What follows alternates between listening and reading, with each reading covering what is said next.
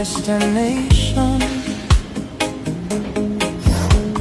I realized quickly when I knew I should that the world was made up of this brotherhood of man.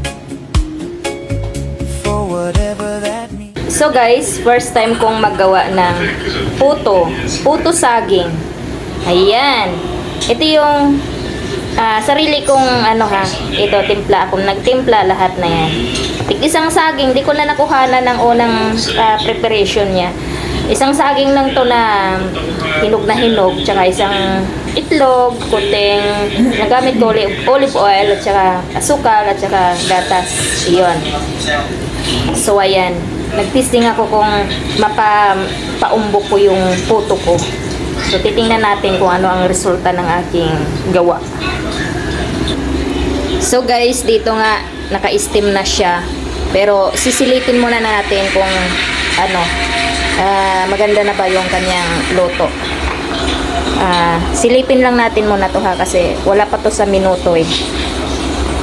Charan! Uy, napaumbok ko, guys. Uy, wow, mukhang maganda. Mukhang malambot tong aking puto. Titingnan natin. Lutuin ko pa ng para maeksakto siya sa oras ng pagluto. So, ibalik ko muna uli, guys. Mamaya ko na siya hanguin kasi lulutuin ko siya ng 10 minutes. 10 minutes, tingnan natin kung maganda na yung luto niya.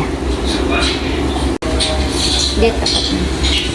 So, ayan guys, tingnan ko ulit kung sakto ng init, sakto ng luto.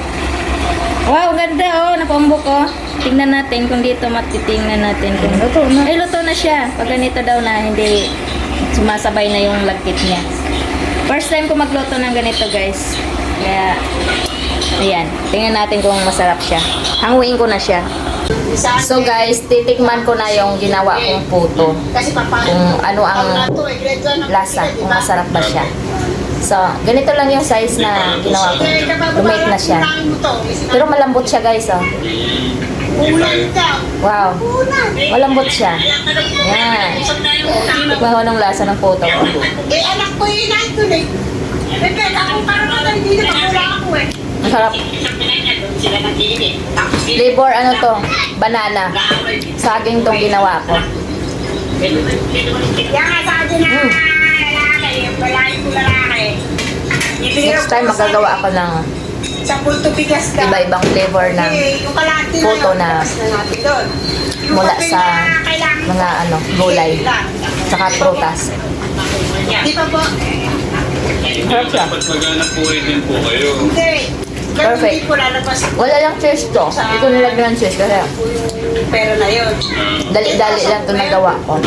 Tinry ko lang kasi yung saging na Tapos sa nag-iisa na lang na natira ko, malapit na siyang mabulok, yung hinog na siya. At dito ang bagay dito sa ginagawang puto, yung sobrang hinog na yung saging. Ang lambot, guys, ang ganda. Ang sarap. Balayin ko lalaki. Bibiling araw po sa pulto bigas. Kaya ko na gumawa ng puto ngayon. Kaya po, Sarap. kusina. Palalaking po kasi.